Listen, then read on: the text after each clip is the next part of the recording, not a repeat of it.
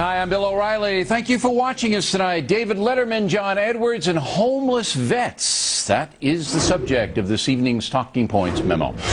Continuing his road show of deception, John Edwards took his desperate campaign to the David Letterman program last night. We'll play you a clip of that in a moment, but first some background. A few months ago, Mr. Edwards began using homeless veterans in his economic To America's propaganda pitch. According to Edwards, the U.S. economy is forcing veterans to live under bridges. You see a very few Americans getting wealthier and wealthier. You see the biggest corporations in America's profits through the roof. Exxon Mobil just made $40 billion. Record profits.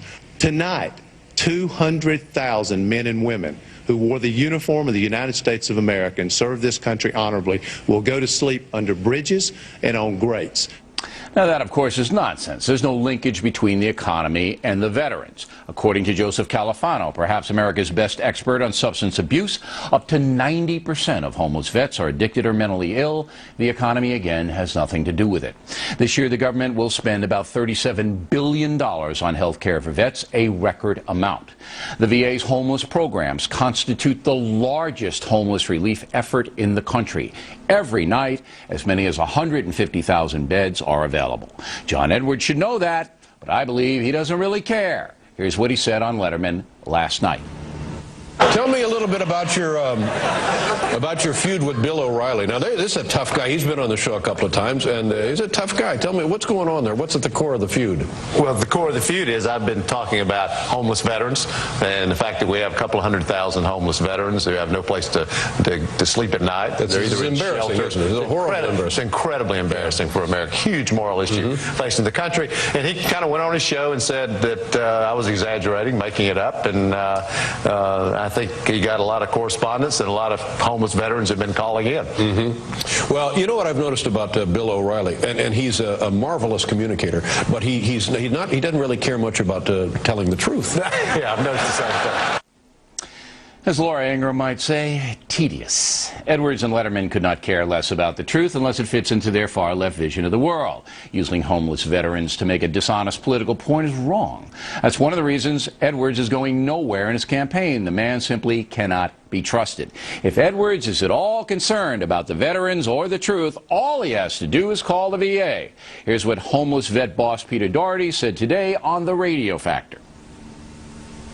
In most places, if you're a homeless veteran and you're in contact with us, we will help you find a place to stay, both in an emergency, sort of to get you off the street if you need to be off the street, but more importantly for us, into a program that is designed to address the underlying health needs that you have to get you out of homelessness.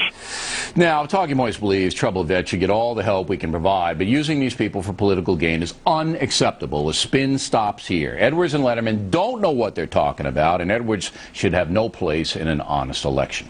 And that's the memo. Now for the top story tonight, reaction to what you just heard. Joining us from Washington, Carrie Lukas, Vice President of the Independent Women's Forum, a conservative group.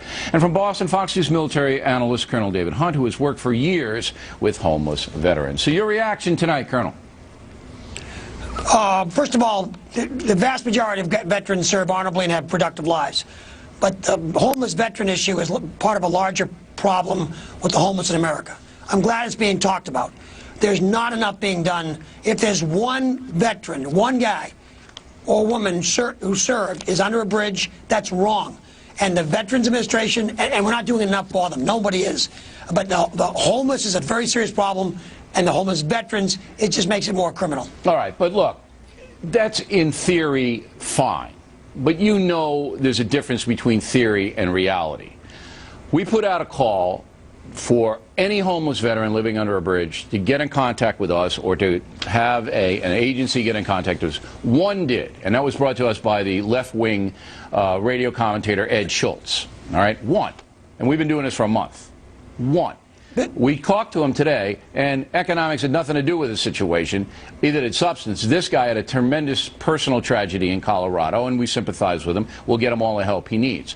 But to use this, Colonel, to use this as an economic issue, that there are Hoovervilles all over the country, full of veterans who can't get a job and make a living. This, damn it, is wrong, Colonel. It's got to be condemned. It's not what the issue's all about. It's not. I didn't say it was. I'm talking. First of all, you already said 90% of these men and women have serious mental issues or substance abuse problems. Do you believe that based on your experience? There's no question. Absolutely, 100%. There's no. But the economics is not this. It's that we're not getting them the help in any economy. And let's go back to Valley Forge. You've got homeless veterans, homeless people. The tragedy for me is to see a veteran who gave everything for his country, and when he comes back, he's sick. And he's not going to call the Veterans Administration for help. If you have 150,000 beds, which they have a night, that's enough to take care of the homeless veteran population. If you have $37 billion for homeless veteran problems, I don't know whether that's enough or not. If it isn't, we need more. But that's not, Bill, that's not right. The $37 billion is not for homeless veterans. It's for Veterans Affairs for medical. That's not dedicated to homeless veterans. No, that's right. It's across the board, but it's still an enormous amount of money. If it's not enough, we should have more. But we can do that. 150,000, I don't know what 150,000 beds are. I've never seen a homeless veteran shelter run by the VA. I have seen and worked in and do now in homeless private shelters. According to the information that we have, the government's information is that they have 150,000 beds every night. All right, how do you see this? I'm sure they do. I don't know where they are. I think if I can jump in, I really think what the larger issue here is what is the proper role of government? Everyone can agree that it's an absolute tragedy for any person who has served America by serving in a military role should not end up being homeless. But the question is who is best able to deal with the problem of homelessness in America? And I think we should really pause before thinking that the federal government is best suited to address this problem. When you think about some of the substance abuse and these issues that accompany homelessness, it's really it's a local issue. The localities are going to be best suited to decide and to figure out what it is that local those economies won't do anything. Need. Yeah, but I agree with the Colonel. Local economies. We're talking also about private charities. Because private charities are the root causes. Whoa, all right? Whoa. That's not what we're here to talk about tonight, okay? Local, I don't believe, can handle it. It's a national issue. These people signed up for the national to serve our country. They should handle it. It's not what we're talking about. We're talking about a cynical politician, and you're both dodging this question. You don't want to bash Edwards, don't bash him.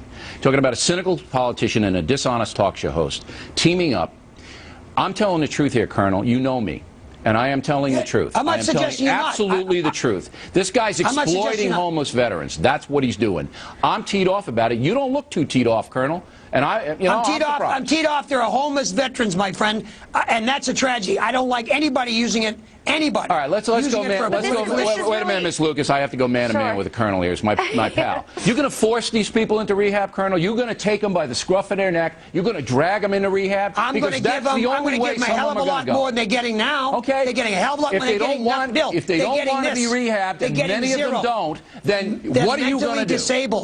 Mentally disabled, and they have substance abuse. They got problems all over the place. Every chance, and we're not doing it. It's not a matter of owing anybody anything. There's billions of dollars. It is a matter of owing them everything. We owe them everything, and we're not giving it to them. Here's what it's a matter of. You, Colonel, are going to have to drag those people, drag them. I'm going to do against their will, into a rehab facility. No, are you willing to do that? I'm going to go on. No, not at all. Not going to do that.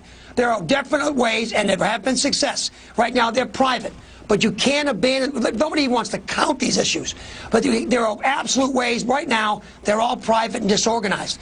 This government asked these guys to serve, and they did.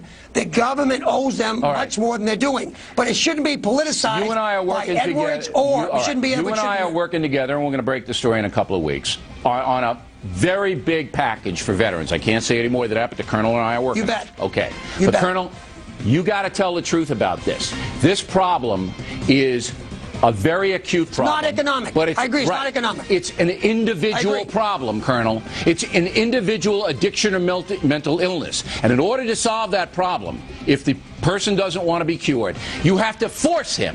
And nobody's willing to do that in this country. I think we ought to try. We got to do something for him. We got to do something. Ms. Lucas, I'm sorry I couldn't give you much more airtime, but the Colonel and I had to slug that one out. And the dishonesty of all this is staggering, and that really bothers me. And that's all I'm going to say about it. I agree with you on that part. We agree.